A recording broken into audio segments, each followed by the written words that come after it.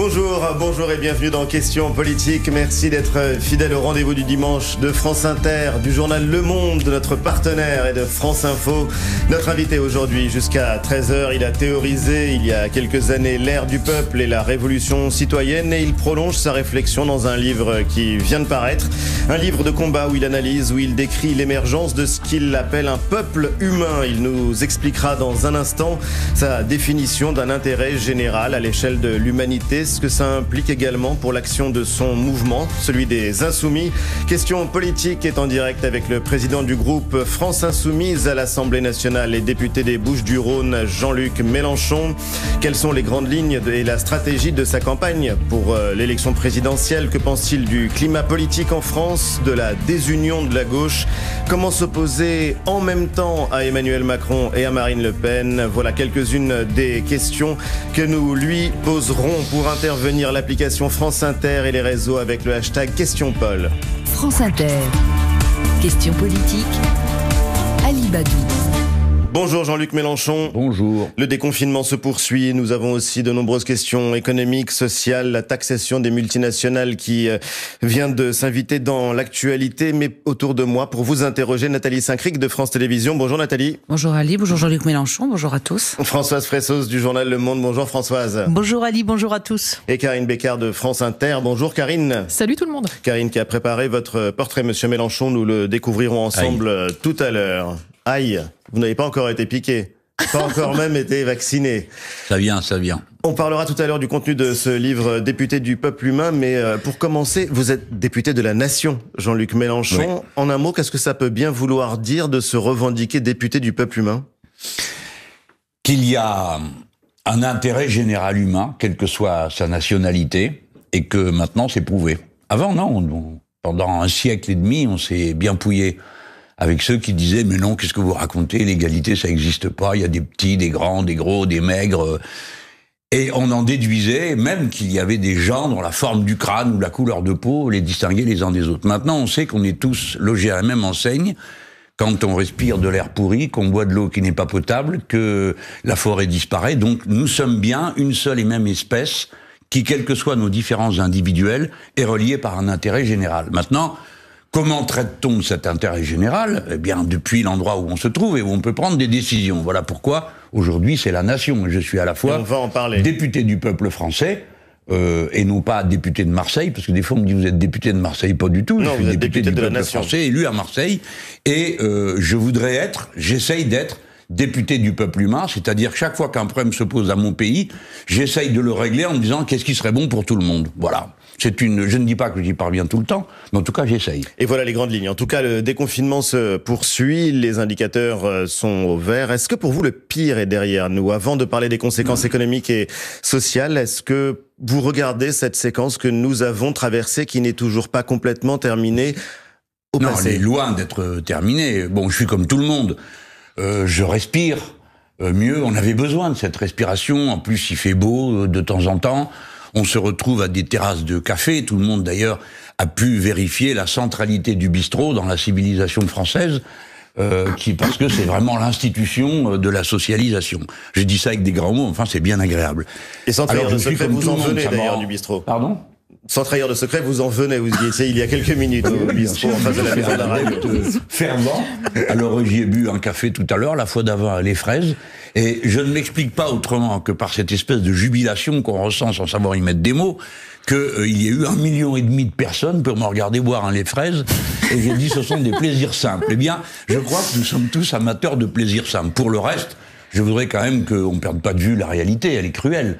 Et tout à l'heure, j'ai lu que Monsieur le maire disait il n'y a pas eu de casse sociale. Enfin, où est-ce qu'il vit, ce gars? Depuis le début de l'année, il y a eu 1000 plans sociaux. Alors, qu'est-ce qu'il raconte? Donc, il faut quand même revenir dans le domaine de la réalité. La pandémie n'est pas terminée. Des gens continuent à être contaminés. On annonce des variants. Donc, nous ne sommes pas débarrassés de l'obligation de réfléchir. Alors, Jean-Luc Mélenchon, manifestement, le risque pris par Emmanuel Macron de déconfiner ou de lâcher un peu la bride, qui a été beaucoup critiqué à l'époque, est-ce que vous considérez que finalement c'était le bon choix? Et deuxièmement, je voudrais savoir pourquoi vous n'êtes pas vacciné? Pourquoi je suis pas... Vous n'êtes pas vacciné, ça serait pas une précaution nécessaire? Non, mais je m'empresse. Je vois que les deux questions ont un contenu commun. Mais bon, c'est pas mon rôle, moi, de faire des compliments au gouvernement. C'est un non, mais de je journaliste. sais, c'était juste. Est-ce que vous pensez que moi, je m'occupe juste de vous dire à chaque étape ce que je crois bien ou pas bien, ce qui pourrait être utile. J'ai essayé tout le long de dire des choses comme ça. Prenons un exemple. Quand on a déconfiné. Et qu'on a dit aux enfants qu'il fallait qu'ils retournent à l'école, je trouve que ce qui n'a pas été fait, c'est de mettre dans toutes les salles de classe des purificateurs d'air, qui est une machine assez simple.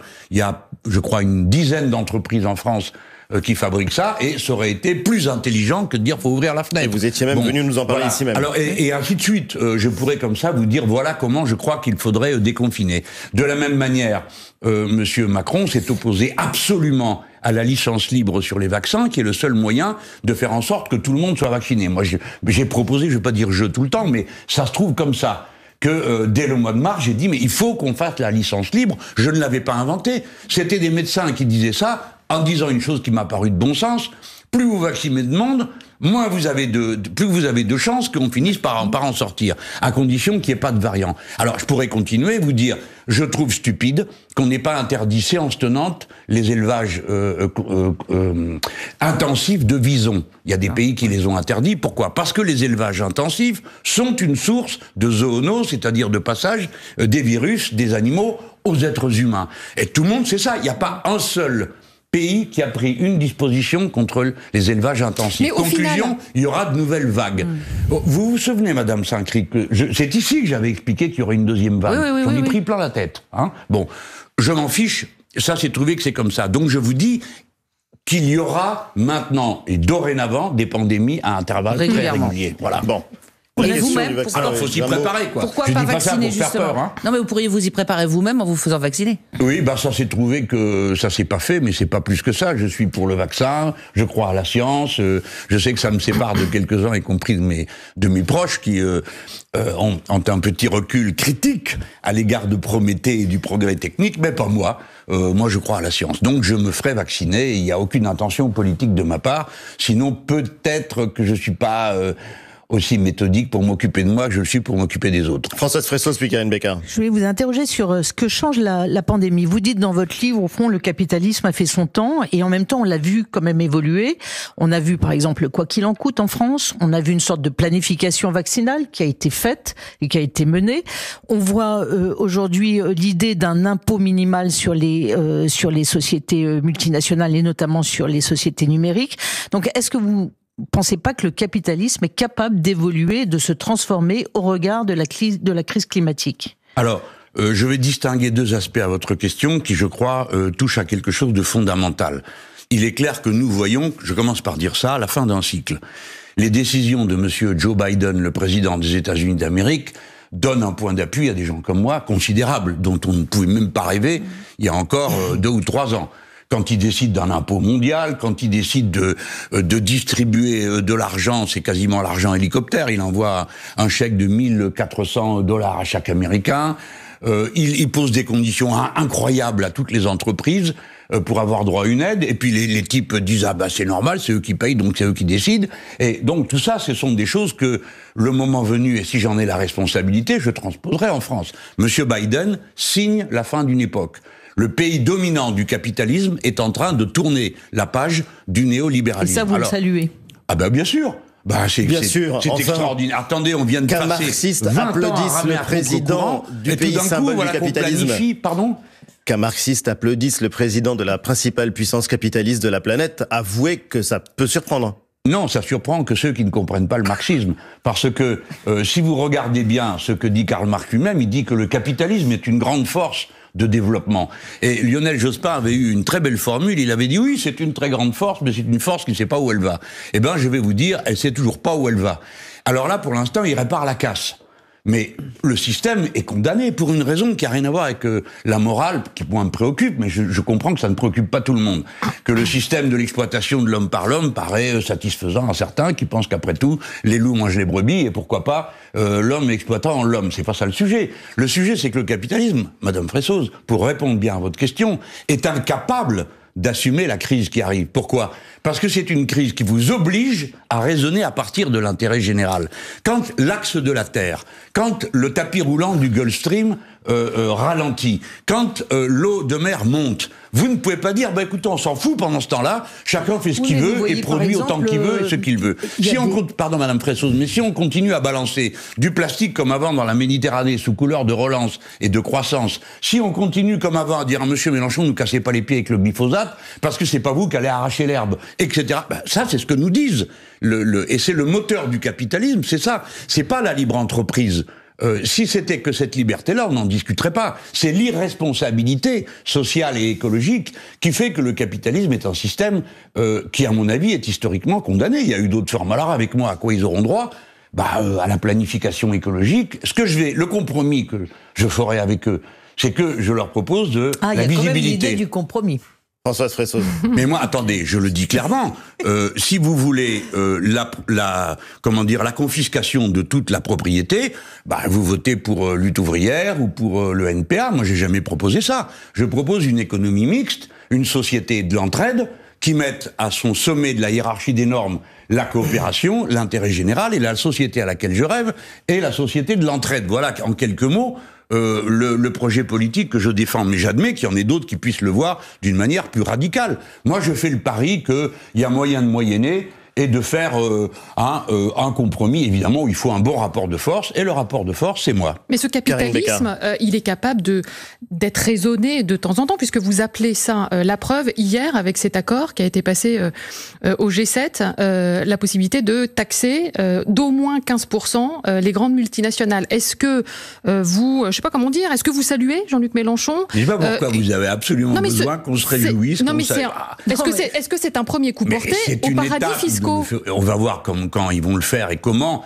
Le G7 est une honte en soi, parce que substituer aux Nations Unies un groupe de 7 pays qui décident entre eux ce que les autres vont faire, et puis ensuite le passe au G20, qui lui-même le passe au G je sais pas quoi, et puis en face vous avez le G160, qui sont tous les autres qui subissent et qui disent, mais enfin, au nom de quoi c'est vous qui décidez. Mais s'il y a une taxe mondiale sur le capital, attendez pas que j'aille critiquer ça, ou faire le maximaliste, qui n'est jamais content de rien, mais très bien, mettez la main à la poche et prenez-en l'habitude, parce que dorénavant on va vous en prendre et chaque fois un peu plus. Pourquoi ?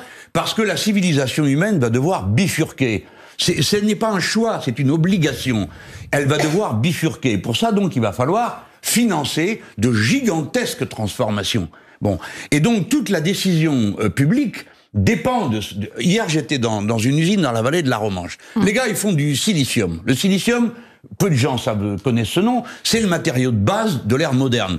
Vous collez les capteurs dessus, bref, la demande va être multipliée par 4. Cette boîte va fermer. La boîte d'à côté, pareil. Donc, si j'étais le président de la République, compte tenu non pas de mon intérêt pour le silicium, mais pour le fait qu'il faut qu'on puisse poser des capteurs photovoltaïques partout, pour avoir le relais de l'énergie qu'on ne pourra pas toujours transporter parce que les câbles ne seront plus là, parce que les usines la production cessera de fonctionner, on a besoin de tout ça. Bref, je réquisitionnerai. Mais pas par idéologie, je vous le redis, parce que vous aurez besoin d'électricité. Mais vous êtes éloigné vous m'embrasserez sur les deux de la taxation des multinationales. Était là parce qu'il a pensé à la suite. Vous vous êtes éloigné de la question de la taxation des multinationales et en l'occurrence des géants du numérique. Est-ce qu'il faudrait aussi trouver le moyen de taxer à 15% ou plus les très grandes entreprises françaises ? C'est pas parce qu'elles sont françaises qu'elles cessent d'être humaines. Je pose la question. Donc elles doivent payer comme les autres. Bon, mais après, ce qui est intéressant, c'est à partir du moment où vous-même vous en parlez, c'est tant mieux, ça fait progresser l'esprit public. Les gens vont commencer à se dire, tiens, pendant qu'on en est à faire payer tout le monde, on pourrait faire l'impôt universel que propose Monsieur Mélenchon sur les entreprises. Donc les GAFA, comme en France, on sait exactement combien ils vendent combien ils vendent de leurs produits, d'accord ? On sait exactement. Pourquoi ? Parce qu'ils payent une TVA dessus. La TVA, c'est un peu plus compliqué de tricher avec ça. Donc on sait combien... on va les taxer. On va leur dire, vous n'allez pas payer ce que vous avez envie de payer, vous allez payer ce que vous nous devez. Et vous nous devez plusieurs milliards. Et je vais pas aller les chercher parce que, comme m'a dit quelqu'un, vous autres, vous êtes jaloux des riches, c'est pas le sujet. J'ai besoin de sous pour faire tourner l'économie française et qu'elle réponde aux défis de l'écologie. Voilà, Monsieur Badou, pourquoi je me réjouis de cette taxe qui est naturellement commencez par payer et la prochaine fois on viendra vous en mettre davantage. Et juste en incise, le ministre de l'économie Bruno Le Maire s'attend malgré tout à un combat très difficile au G20 et particulièrement avec la Chine. Nathalie Saint-Cricq, revenons un tout petit peu à l'actualité française et au régional. Particulièrement avec la Chine, ça tient pas debout. Pourquoi cela ? Il y a ceux-là et les autres. Personne n'est d'accord dans le monde capitaliste pour payer. Donc il faut forcer tout le monde. Vous n'avez pas le choix. Pardon. Jean-Luc Mélenchon, vous déplorez, j'ai cru comprendre que vous déploriez qu'il y ait une focalisation sur les problèmes de sécurité dans cette campagne régionale.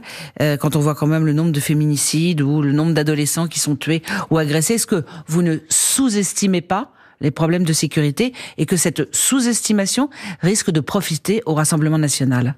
Alors ça, c'est l'argumentaire de l'extrême droite. Non, mais... ceux qui sont de mon point de vue, nous sous-estimons. Nous sommes dans le déni.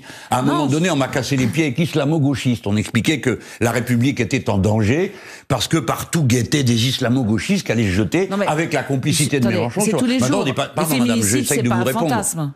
Oui, non, mais c'est vous postulez quelque chose que vous affirmez tranquillement, à savoir que je sous-estimerai le danger. Non, on vous pose la question. Non, on vous pose la question. Non, vous ne posez posez pas la question. Vous ne la posez pas à Madame Le Pen. Pourtant, vous devriez. Je vais vous dire pourquoi. Elle sous-estime les questions de sécurité. N'ont aucune conscience de la réalité des tâches policières. Voyez-vous, ma principale contradiction avec les organisations policières, à part qu'elles sont factieuses, à part qu'elles menacent les juges, à part qu'elles menacent les journalistes, à part qu'elles menacent les hommes politiques, c'est qu'elles ne tiennent pas compte de la réalité du métier de policier. Et voilà pourquoi, madame, vous mettez-vous dans l'insécurité, les féminicides. Ça, c'est un phénomène de première grandeur. Et c'est la raison pour laquelle nous devrions examiner pourquoi la technique policière ne permet pas d'y faire face. Parce que dans les cas que nous avons vus, à chaque fois, la femme s'était plainte avant, sa plainte n'a pas été entendue, et on l'a laissée aux mains de son bourreau. Donc ce qu'on va faire, c'est pas mettre en cause les policiers, on va mettre en cause la technique de la police qui fait que ça passe entre les gouttes. De même, quand on fait du tam-tam toute la journée sur la difficulté du métier de policier. Bon, personne ne va dire le contraire, on va pas dire que c'est un métier facile. Ça finit par insupporter tous les autres qui disent, écoutez, pardon, mais on meurt plus dans notre métier du bâtiment que dans la police. Il meurt 4 fois moins de policiers qu'autrefois. Ça veut donc dire quoi ? Que la technique s'est améliorée. Il faut donc travailler à améliorer la technique. Ça, c'est le sujet. Le sujet, c'est pas de s'en prendre aux juges en pensant que parce qu'on va mettre des peines éternelles et infinies, ça va dissuader les gens d'intervenir. J'ai pas dit ça. Voilà, je termine en vous disant que non seulement je ne suis pas dans le déni, mais je suis, avec mes amis insoumis, les seuls qui proposent un plan concernant la manière de redéployer les moyens de la police d'une autre manière. On n'y répond pas seulement en disant « faut des policiers de plus ». Pourquoi faire ? Il faut donc d'abord dire pourquoi faire, il faut donc d'abord dire comment le faire, avec qui le faire. Nous avons besoin d'un plus haut niveau de formation des policiers, nous avons besoin d'une police judiciaire plus intense, nous avons besoin d'un renseignement pour les trafics qui comptent et dont on ne parle jamais, trafic d'êtres humains, trafic de drogue, trafic d'armes. Là, nous avons besoin de repenser la façon de manier la police. Et en ce moment, on perd notre temps à discuter de sujets qui n'existent pas, comme celui qu'a posé les organisations policières qui ont obtenu l'autorisation miraculeuse de manifester devant l'Assemblée nationale pour crier leur haine de la justice le jour où on débattait d'une loi sur la justice. Ça, c'est de la perte de temps, c'est de l'opposition des Français entre eux, c'est des débats à la noix, ceux qui croient qu'il y a un problème, ceux qui croient qu'il n'y en a pas. Tout le monde sait qu'il y a un problème de violence dans les sociétés modernes. Est-ce qu'elle est plus intense qu'avant ? Personne n'en sait rien, on ne mesurait pas avant. Mais on sait que ça existe. Et notamment, le développement des trafics d'êtres humains et de drogue déclenche une accélération de la violence dans toutes les sociétés. Nous le savons. Moi, j'ai été voir de près, dans certains pays, ce que ça donne, les cartels de la drogue.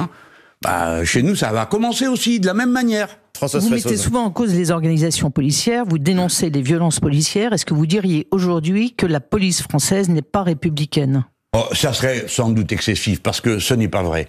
Ce n'est pas parce que nous avons un certain nombre de gens qui se comportent mal, qui sont violents, d'autres qui ont manifestement peur. Comment expliquez-vous que 32 fois quelqu'un ait été éborgné par un tir direct, sans que personne n'ait rien vu autour et soit capable de dire qu'il a fait ? Je ne dis pas pour en accuser celui qui a fait le tir, qu'on est avec lui à discuter de sa responsabilité morale. Parce que je n'ai pas été d'accord pour que soit condamné le gendarme qui a fait le tir qui a tué Rémi Fraisse. Mais qui a donné l'ordre ? Qui a fait monter le ton comme ça ? Qui a dit qu'il fallait nasser ? Les chefs sont les premiers coupables. Les chefs. Et après, vous avez le gars qui, sur le terrain, est pas capable de résister. Alors, je ne dirais pas qu'elle n'est... D'abord parce qu'il y a quand même un nombre considérable de gens qui sont non seulement républicains de conviction, je veux dire, normalement, comme tout le monde, hein, mais qui le sont de manière militante. Il y a dans la police de très nombreux insoumis, j'ai le plaisir de vous en informer, et qui me renseignent, et qui me disent ce qui se passe, qui me disent le rôle des organisations policières sur le déroulement des carrières, sur les affectations, sur les jours de congé. Ils ont peur. Vous seriez prêt à les leur parler organisations factuelles, alors la police doit être fondée de la cave au grenier. Pardon ? Vous seriez prêt à leur parler à l'ensemble des organisations policières ou avec certaines il n'y a pas de possibilité de dialogue? Ah non, mais je vais Alliance, pas... pour ne pas citer... Non, mais je dialogue pour ne pas citer avec que les cet fascistes. exemple. Non, mais je pense que ça va, on sait ce qu'ils pensent, on sait ce qu'ils pensent de moi, ils l'ont dit, ils sont venus mettre le siège devant mon siège, je vois pas très bien ce qu'on aurait à se raconter. Mais rencontrer Mais ce des n'est pas policiers... abandonner le débat à d'autres, à vos opposants, je pense au Rassemblement National par exemple? Bah, pourquoi pas, moi je suis prêt à parler avec tout le monde, hein. Et notamment de tâches policières, parce que je sais qu'ils n'y connaissent rien. Ils s'y sont pas vraiment intéressés, racontent des trucs qui tiennent pas debout. Tout le monde sait, alors on fait semblant de trouver ça intelligent. Alors il faut rallonger les peines, il faut être sûr qu'elles sont incompressibles. Vous avez même un gars dont vous vous demandez comment il a fait pour être le membre du parti de Jaurès, qui dit la police doit surveiller l'application des peines de justice. Mais qu'est-ce que c'est que cette mais histoire? malgré tout, Jean-Luc Mélenchon, c'est Olivier Faure. Oui, c'est Olivier Faure, le secrétaire national du parti prétendument socialiste. Bon, qui a dit ça, ça n'a plus rien à voir avec ce qu'on Anne raconte. Hidalgo et Yannick Jadot, qui sont au Pas tout le monde en même Rassemblement, eux aussi sont des néofascistes ou des gens... Alors, je rien n'ai pas compris. dit néofasciste, ni à propos de M. Faure, ni à propos de M. Jadot. C'est vous qui le dites, Je me pose la question. madame, Vous c'est avez pas parlé moi. du syndicat Non, Alliance mais tout à l'heure je en le disant- précise parce que on ne sait jamais, les gens pourraient vous croire. Ouais. Donc, je n'ai pas dit ça. Et je ne le dirai pas parce qu'ils ne le sont pas. Je pense qu'ils ont commis une erreur extrêmement grave en cautionnant un rassemblement factieux. Et que il n'y avait pas besoin d'être un aigle pour le savoir. Je ne suis pas plus intelligent que la moyenne. Mais quand on m'a dit, nous allons rendre un hommage aux policiers, à la policière tuée, fort bien. Pourquoi pas? Et moi, je me lève dans l'Assemblée nationale chaque fois qu'on me demande de faire un hommage pour un policier, c'est-à-dire à peu près chaque fois que ça se produit, ce qu'on ne fait pour aucune autre corporation, ni pompier, ni infirmier, parce que quand on a demandé une minute de silence ou de se lever pour les infirmières, on nous a refusé la chose. Donc je sais de quoi je vous parle. Alors donc ces gens viennent et ben il faut faire comme moi. Vous regardez ce qu'ils marquent dans leur tract. Et dans leur tract, il n'était pas marqué hommage aux policiers. Il était la justice doit rendre des comptes. Et après, ils se sont déchaînés. Il faut avoir un peu d'expérience humaine pour savoir que des fois, dans un meeting, il arrive qu'on en dise plus que ce qui est raisonnable, hein, et c'est pas moi qui vais vous dire le contraire. On peut se laisser emporter, bon. Donc, quand on voyait de quoi ils partaient, la justice doit rendre des comptes, faut pas s'étonner qu'en cours de route, ils aient dit, si nous avons un bon rapport de force, on va passer au-delà de la Constitution et de la loi, la totale. Dans quel pays on accepte une chose pareille? Mais quand on vous écoute parler, Karine là, Becker, puis on se Françoise dit que, Fressoz. effectivement, les thèmes de la sécurité, les thèmes de l'identité sont très présents en ce moment dans le climat du pays. En 7 mois de campagne, quels sont les thèmes que vous avez réussi à imposer?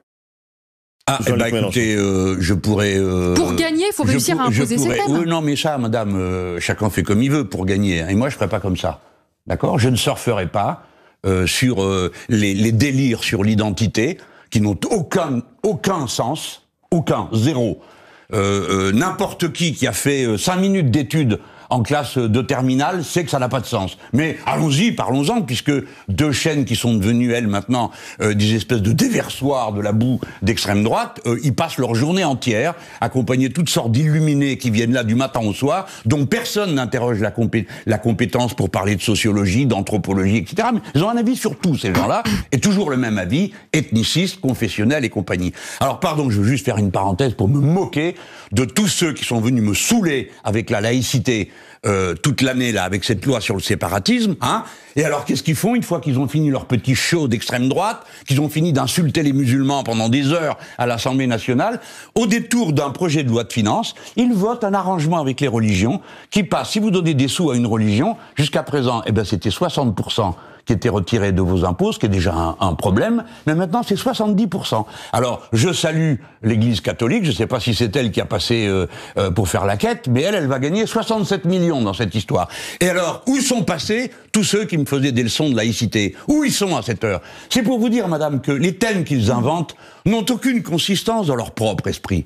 Alors, oui, nous parlerons de thèmes de sécurité, s'ils veulent qu'on parle de sécurité. Je me permets de rappeler que j'ai commencé ma saison par ça, en septembre dernier, un colloque sur la sécurité. Mais bon, Voilà, je n'ai pas l'intention d'en faire davantage. Ce n'est pas pour moi le sujet central de l'élection. Le sujet central de l'élection, c'est qu'est-ce qu'on va faire face à l'aggravation brutale de la crise écologique, l'ère d'incertitude écologique dans laquelle on rentre. Et deuxièmement, qu'est-ce qu'on va faire par rapport à la catastrophe sociale qui s'avance, nonobstant les déclarations lénifiantes de Monsieur le maire. Ça, c'est des vrais sujets. Est-ce que vous aurez un boulot? Est-ce que vous aurez un toit sur la tête? Est-ce que quand vous allez ouvrir le robinet, il y a encore de l'eau? Pas de savoir c'est la couleur de peau du voisin et de la religion de la voisine du dessus. Enfin, tout ça est absurde. Ce peuple se traîne dans un débat qui n'a pas de sens. Françoise Fressoz. Est-ce que vous diriez aujourd'hui qu'il y a deux gauches irréconciliables face au problème du régalien et de la sécurité? Jean-Luc Mélenchon. D'abord, qu'est-ce que ça veut dire la gauche aujourd'hui? Personne n'en sait rien. Si vous demandez... Vous êtes encore à gauche ou pas? Moi, je suis un homme de gauche, je viens de la gauche, j'ai passé toute ma vie... et puis mes idéaux, tout le monde le voit bien. Mais moi, je ne demande pas qu'on me juge là-dessus. Je demande qu'on me juge sur ce que je propose. Hein. Et puis après, si les gens de droite trouvent que ce que je dis est bien, ils peuvent voter pour moi. Et s'il y a des gens de gauche qui trouvent que ce que je dis est pas bien, ils peuvent aller voter pour la droite. Voilà. Donc, ça, c'est simple pour moi. C'est pas la question vraiment qui est posée. Dans votre question, comme souvent, il y en a deux. La première, c'est est-ce qu'il y a deux camps irréconciliables? Mais on a l'impression... Oui, mais je vous comprends. Sur la question de la sécurité, mais commençons d'abord par cette formule, parce qu'elle a fait Flores grâce à monsieur Valls. Bon, je sais que nous sommes séparés par des oppositions sérieuses, et qu'on ne peut pas les nier. Nous ne sommes pas d'accord sur l'Europe, nous ne sommes pas d'accord sur le nucléaire, je ne vais pas faire toute la liste. Et la 6ème République, puisque moi je propose de me faire élire, de passer à la 6ème République et d'aller jeter les clés de l'Élysée dans la Seine. Hein, bon, comme j'ai dit que j'allais le faire, je le ferai. Donc pas d'irénisme, il y a des sujets après, que se passe-t-il? Pour gagner, il faut une majorité. Pour avoir une majorité, il faut que se réalise dans les urnes l'union populaire, c'est-à-dire tous les gens qui sont d'accord avec un programme comme rétablir l'ISF, augmenter le SMIC, etc., etc., qui fait une écrasante majorité des Français. Donc il faut que dans un vote commun se réalise l'union populaire. C'est là que l'union de la gauche, ou de ce qui est appelé la gauche, fait obstacle à l'union populaire. Que voulez-vous que je vous dise? Après la manif du 19 mai, le premier hashtag en tête, la manif des policiers factieux, le premier hashtag en tête, c'était « Plus jamais PS ». Comment voulez-vous que j'arrive? J'essaye de vous faire comprendre que si je me sautais dans les bras de M. Valls ou de M. Hollande, tout le monde dirait « ceux-là sont des hypocrites ». Ce n'est pas vrai, ils ne peuvent pas se blairer. C'est vrai, nous sommes en désaccord sur tout. Donc, si vous voulez, il y a là deux gauches qui ne sont pas compatibles à un premier tour, mais dans un deuxième tour d'élection, puisqu'on vit dans ce monde-là, on ne va pas parler du monde idéal, il faut qu'il y ait un vote commun. Alors, il y aura un vote commun, si je suis en tête, pour l'instant c'est moi qui suis en tête, du simple au double, hein. Je me permets juste de le dire, parce qu'on ne le dit jamais, que à gauche, pour l'instant, dans ce qui est considéré comme la gauche, il y a Mélenchon, 12-13, et puis il y a les autres. Mais la fracture 6, passe même avec le Parti communiste. Il n'y a pas qu'avec François Hollande, évidemment. Olivier Faure. Non, mais le Parti communiste, c'est un cas à part. Ce sont des alliés, des amis, des camarades depuis 2010. On a commencé ensemble quelque chose d'extraordinaire. Ils ont décidé, ils ont décidé dans leur structure dirigeante, c'est leur choix. Qu'est-ce que voulez-vous que je vous dise? Je vais pas les jeter de l'huile sur le feu. C'est un crève-cœur pour moi. C'est un désaveu pour vous. Mais pour moi, c'est un crève-cœur. Vous allez marcher en commun, comme vous le dites, vous le rappelez, et là, ils disent non, on veut plus de Mélenchon. Je sais pas s'ils disent on veut plus de Mélenchon, moi c'est pas ça que j'ai compris, c'est vous qui êtes cruel avec moi. Ils disent qu'ils veulent à tout prix avoir un communiste. Alors, pour le Parti communiste, c'est leur affaire, ils ont bien le droit quand même. Je leur demande de réfléchir si le communisme est une étiquette ou un contenu. Et si le communisme est l'objectif d'une élection ou d'une révolution, et quand ils comptent la faire. Parce que dans les textes du Congrès du Parti communiste, c'est même pas la révolution socialiste qui est annoncée, c'est la révolution citoyenne.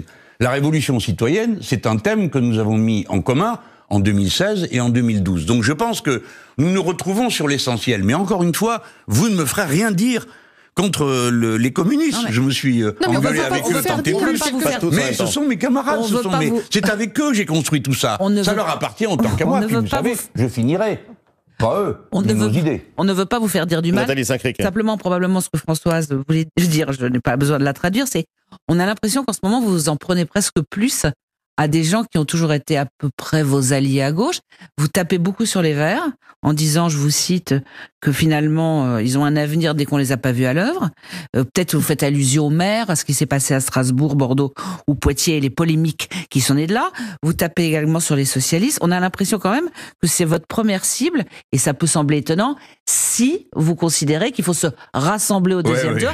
Par ailleurs, deuxième question, et très rapide. Attendez, c'est là, celle-là est en tissu de mensonges. Non, mais... Donc non, on peut quand même commencer. Mais madame, Jean-Luc par dire des choses. Pardon, madame Saint-Cric, mais vous n'êtes pas sérieux. Pourquoi vous ça n'êtes pas sérieux. Mélenchon. Vous ne traitez pas. Essayez de comprendre ce que je dis. Vous dites, vous tapez d'abord sur... Mais qu'est-ce que vous racontez? Écoutez-moi, madame. Est-ce que vous permettez qu'on conteste votre brillante pensée? Alors je vais le faire. Mélenchon. J'ai proposé, et nous avons... Écoutez, alors on peut répondre ou pas? J'arbitre le débat. Ali Badou. Oui, bien, mais j'aimerais juste vous ramener à la paix. Ouais. Nous ne sommes pas des opposants, nous ne sommes pas des ennemis. Nous vous posons des questions, vous pouvez en discuter les termes et y répondre. Voilà. Mais ce que fait la vous non plus ne le prenez pas mal. J'ai le droit de dire qu'une affirmation est inexacte ou j'ai pas le droit. Non, mais si vous me le dites, je ne dirai plus. Si vous me dites, sur ce plateau, il est interdit de dire qu'un journaliste raconte des choses qui ne sont pas vraies, je ne le dirai plus. Donc, madame Saint-Cric, vous avez parfaitement raison de dire que la France Insoumise a proposé à tous les partis dits de gauche une alliance dès le premier tour. Parce que dans les questions régionales ne sont pas inclus nos divergences nationales. Et que, en réponse à cela, personne n'en a voulu. Ce qui est une manière, comme vous en conviendrez, de accabler les autres formations, puisque je leur propose l'union. De même, je les ai accablés en proposant, nous les premiers insoumis, de faire une liste commune dans le Nord. Sous direction Vert, parce que les Verts ne supportent que eux comme tête de liste. Nous avons fait pareil dans PACA. Et en PACA, ils nous ont tout simplement jetés dehors, en disant « au pot de vous ». Voilà. Donc, vous voyez que si vous dites avec beaucoup de subtilité que je tape les autres, vous voudrez bien admettre que, dans les faits, ce sont les autres qui ont toujours refusé le rassemblement sur des bases sur lesquelles il était possible de le faire. Mon adversaire, ce ne sont pas les gens qui sont à la moitié du nombre de voix que je suis censé réunir dans les sondages.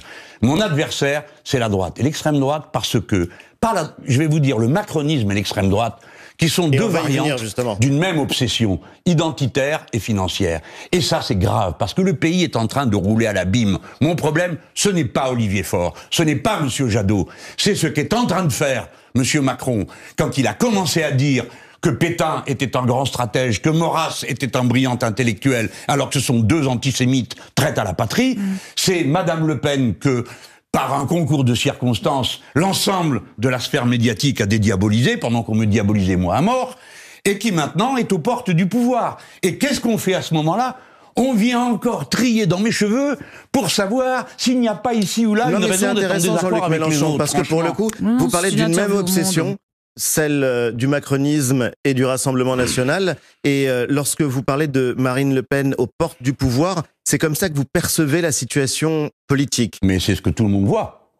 Quand je dis une obsession commune, je vous rappelle que nous avons vu sur le plateau de France 2, on était en plein débat sur le séparatisme. Qu'est-ce qu'on a mis en scène ? Une opposition, soi-disant, entre M. Darmanin et Mme Le Pen, comme si c'était ça le débat en France, et que ça s'est terminé par M. Darmanin disant à Mme Le Pen, vous êtes trop molle. Et elle lui disant, j'aurais pu signer votre livre. Donc ça montre, pardon, je ne crois pas solliciter trop les faits, en disant que les deux ont pointé plus que des accointances. On en était au niveau des surenchères. Pendant ce temps-là, j'étais chez M. Hanouna où l'on me donnait la parole pour expliquer le contraire de ce que racontaient ces gens. Mais c'était pour parler de la situation et des rapports de force politiques. Françoise Fressos et puis votre portrait par Karine Becker, Jean-Luc Mélenchon. Votre regard sur... Ah, ça va être cruel le portrait sans ça. Mais votre regard sur ce qui s'est passé sous ce quinquennat. N'ayez pas peur. Mais non, mais j'essaye. Vous étiez, souvenez-vous, vous étiez en 2017, vous revendiquiez le fait de vouloir devenir le premier opposant à Macron. Là, la réalité, c'est que c'est Marine Le Pen qui l'est restée. Qu'est-ce qui s'est passé durant ce quinquennat pour que vous échouiez alors que vous aviez fait la question sociale dans le premier de vos revendications? Mais, vous savez, Madame Fressos, d'abord, j'ai rien revendiqué du tout. Certainement pas le concours à ce podium absurde qu'ont inventé je sais qui pour dire le premier opposant, le deuxième, enfin. Alors maintenant, c'est vous qui l'aviez revendiqué. Non. J'ai dit que j'étais un opposant, mais je n'ai pas réclamé la première place. Pourquoi ? Parce que je suis instruit par l'histoire. Vous savez, Madame Fressos, sur 2 siècles, on a gagné 3, 4, 5 fois. Donc ma famille politique est habituée à ramer beaucoup et à être une sorte de présence qui maintient un autre idéal en face d'une société de brutalité, d'exploitation. Nous, on représente l'autre camp. Ceux qui disent non, il faut partager, non, il faut avoir le souci des autres. Alors maintenant, on y rajoute le souci des animaux. Bref, donc je suis assez expérimenté sur le plan historique pour savoir que, comme disait Jaurès, il faut agir sans se demander si on sera récompensé. Et Jaurès rajoute en me disant... Mais vous ne répondez pas à ma question. Qu'est-ce qui fait qu'au fond, Marine Le Pen a conforté, alors qu'elle avait fait un débat désastreux en 2017, qu'elle ait conforté? Je ne peux pas vous répondre, Madame Fressoz, parce que vous allez mal le prendre. Dites. Alors je ne voudrais pas vous vexer, on est dimanche, ça m'ennuierait beaucoup. Et s'il est passé que M. Macron a gagné avec l'appui de toute l'oligarchie française, qui possède 90% des médias, et que ensuite il y a eu une vaste opération de dédiabolisation de Madame Le Pen et de banalisation des thèmes qu'elle porte, qui continue tous les jours sur certaines chaînes d'information en continu.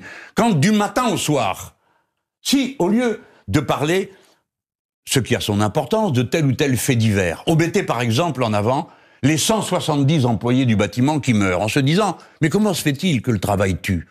Si on mettait les pompiers, etc., peut-être que vous verriez alors toute la France se dire « mais bon sang, il y a un problème social dans ce pays ». Si vous montriez les 300 000 personnes qui n'ont plus d'eau, ou les 200 000 qui n'ont plus d'électricité. Donc il y a une responsabilité médiatique. Les 200 000, les milliers qu'on se prépare à mettre dehors. Alors à ce moment-là, vous verriez tout le pays dirait « mais enfin, qu'est-ce qui se passe dans ce pays? On est si riche. » Mais la responsabilité médiatique n'est pas déterminante en dernière instance pour expliquer la situation politique. Ne dites pas des choses qui ne sont pas, monsieur. Non, mais je vous pose une question. Ah bon, c'est une question. J'ai mis un point d'interrogation à la fin. Moi, j'ai cru que c'est une affirmation. Alors donc, je retire. Mais je vais vous dire, depuis que l'homme est homme, les êtres humains, eh bien, les représentations, le discours structurent la pensée. Par exemple, dans les grottes de Lascaux, ça structurait quelque chose. On ne sait pas quoi, mais ça le structurait.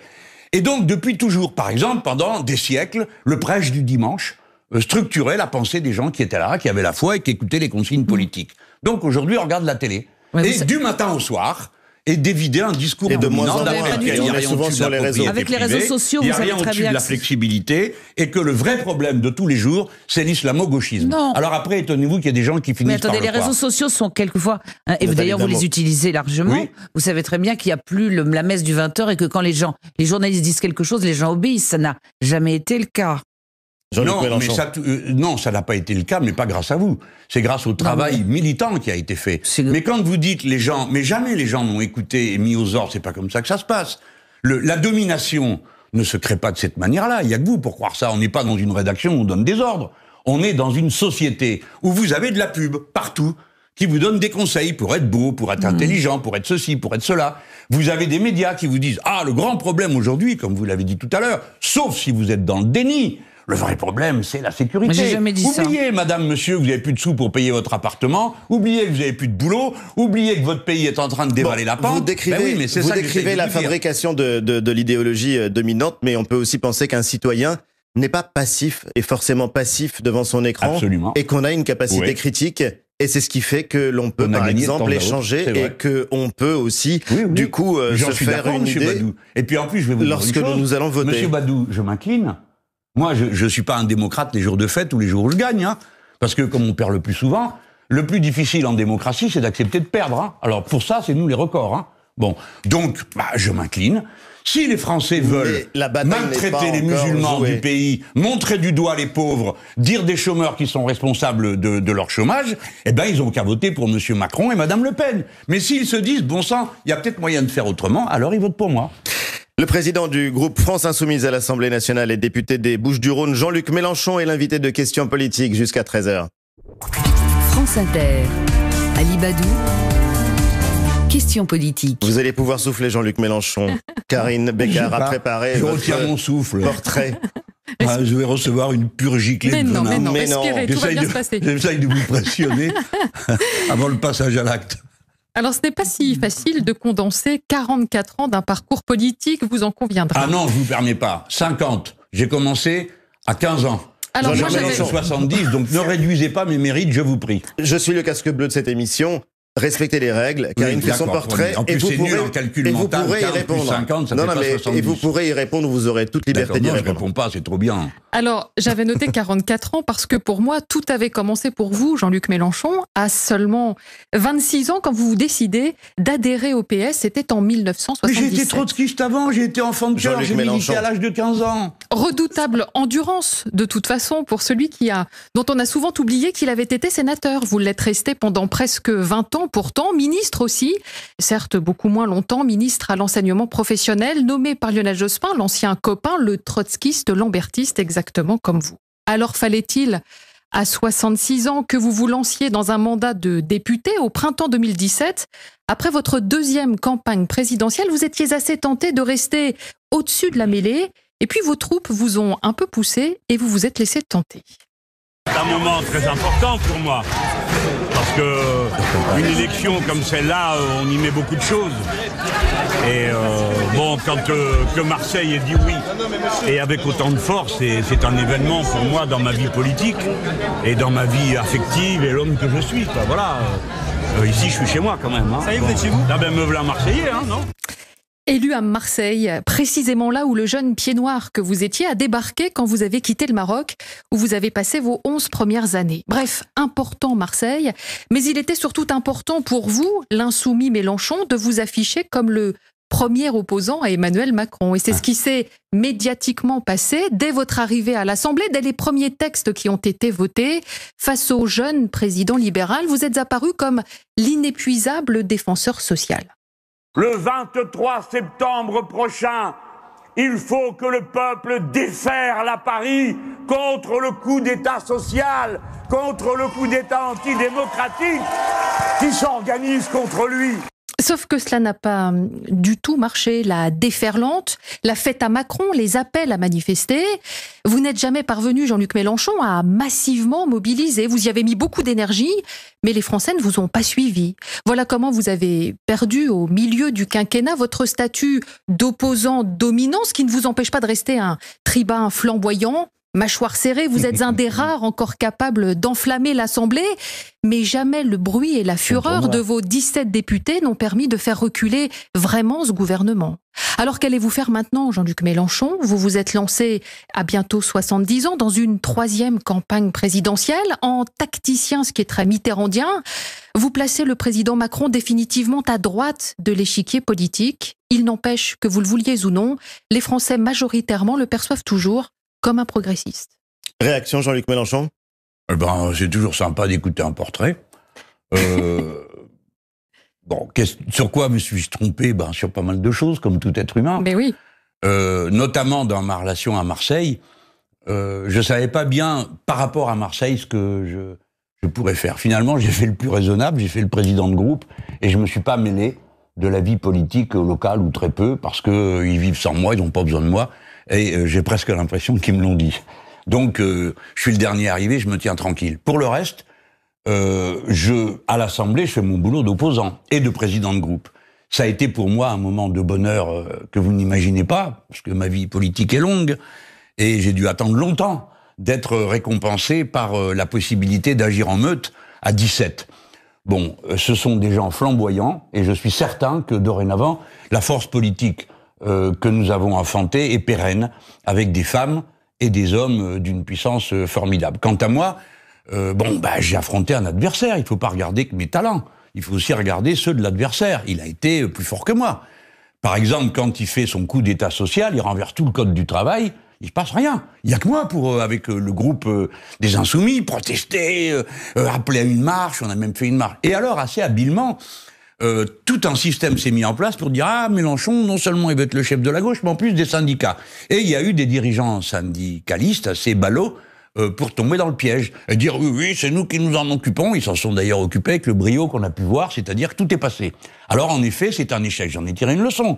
Il faut une convergence des forces politiques et sociales. Et c'est le cas de ce que, ici même, j'ai essayé de bâtir la dernière fois que vous m'avez invité. Oui. Je vous ai dit, je voudrais une grande marche pour les libertés, je voudrais qu'on se mobilise, et des gens ont pris l'idée au vol, notamment pour ce qui concerne les Insoumis, mais il n'est pas le seul, Éric Coquerel, le député de Seine-Saint-Denis, qui a réussi une chose extraordinaire, c'est que avec les autres, 92 organisations, il y a déjà plus de 60 manifestations prévues. Que voulez-vous que je vous dise? Il faut recommencer, et toujours recommencer, et puis un jour ou l'autre, les circonstances finissent par rejoindre votre projet, et alors l'histoire s'écrit. Mais je ne serai pas le premier à être dans cette situation. Regardez bien, tous ceux qui ont fait des grandes choses ont souvent commencé par un long chemin, pénible à mener, et sont arrivés couverts de cicatrices. Pour ce qui est des cicatrices, je suis bien placé. En l'occurrence, est-ce que vous pensez que la mobilisation sera là lorsque le gouvernement, comme il l'a prévu, reprendra ses réformes? Il y a les plans de relance, évidemment, mais il y aura aussi à un moment la fin du « quoi qu'il en coûte », l'État-providence qui a protégé beaucoup de Français, peut-être pas assez, mais qui en a protégé beaucoup, qui a aidé des entreprises à traverser la crise. Ce temps-là va peut-être arriver à un terme. Il y a le projet sur les retraites qui va être discuté. Il y a la question de la réforme de l'assurance maladie. Vous pensez que la mobilisation sociale est à venir? Je ne sais pas. J'ai assez vécu pour avoir entendu annoncer je ne sais combien de printemps chauds et de rentrées encore plus chaudes, et qui ne se sont pas produits. Donc je me contente d'essayer.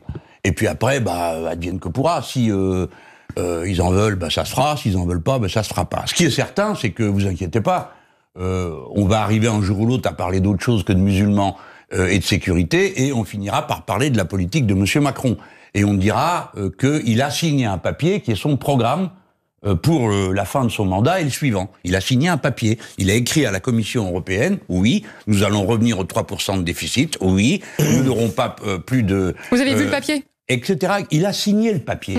Le plan d'austérité le plus terrible dont on n'ait jamais entendu parler en France. Donc il y aura une réforme des retraites, alors, à vous entendre parler. La réforme des retraites, il a déjà signé 3 fois pour ça. Donc il va la faire.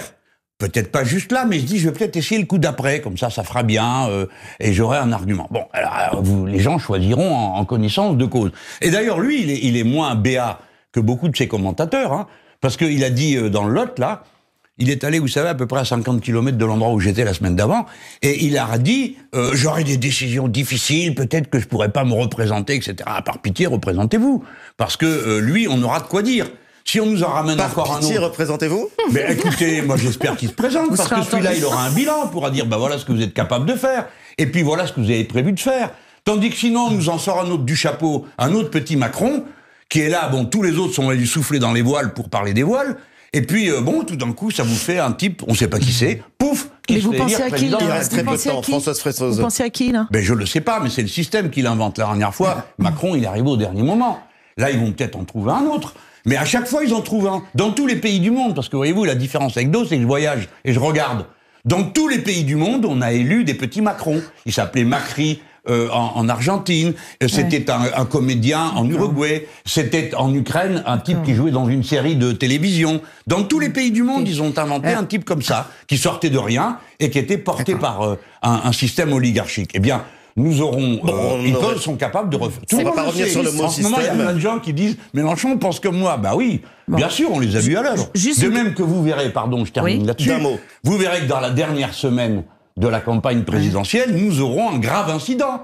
Alors ça a été un meurtre, ça a été Mera en 2012, ça a été l'attentat la dernière semaine sur les Champs-Élysées. Vous vous rappelez de tout ça? C'était la dernière semaine. Avant, on avait eu Papy-Voise, dont plus personne n'a jamais entendu parler après.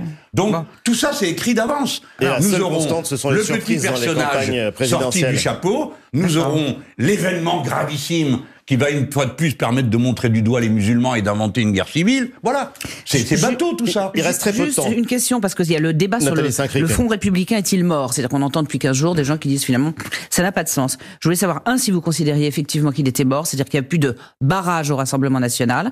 Et deuxièmement, et j'ai été interpellée par l'interview de Clémentine Autain au Point, qui dit Macron ressemble à Daladier, il est devenu une passerelle vers le néofascisme, laissant entendre en gros que Macron, Le Pen, tout ça c'était la même bande. Alors, d'abord, c'est une interview très brillante, parce que Clémentine Autain est quelqu'un de très brillant, qui a appuyé sur une culture historique, qui lui permet de parler et de dire des choses en voyant des relations. Je pense qu'elle se réfère à un livre qu'elle m'a recommandé, qui nous a impressionnés tous les deux, c'est celui qui s'appelle qui raconte que 1938 est en train de se reproduire. Et j'en demande pardon au philosophe qui l'a écrit, je me rappelle. Michael Fessel, le livre c'est Récidive. Voilà, c'est un excellent bouquin et Clémentine me l'a recommandé à plusieurs reprises, j'ai commencé à le lire. Et voilà ce qu'elle veut dire. En effet, il y a un glissement. C'est toujours la même chose. Ces gens-là se croient plus malins que tout le monde. Ils disent oui, moi je vais récupérer l'électorat fasciste en parlant comme eux. Et à la fin, non, ils récupèrent rien du tout. Et c'est la. Non, mais la comparaison avec Daladier et le chef du gouvernement qui a signé les accords de Munich, c'est une comparaison audacieuse. On n'est pas loin du point Godwin. Oui, le point Goldwyn, pour que les gens qui le savent pas, c'est la manière de clouer le bec à tous ceux qui veulent comparer la situation d'aujourd'hui avec celle des années 30. Alors on dit, ça fait comme ça fait chic, les gens, le temps qu'ils réfléchissent à qui peut bien être Godwyn.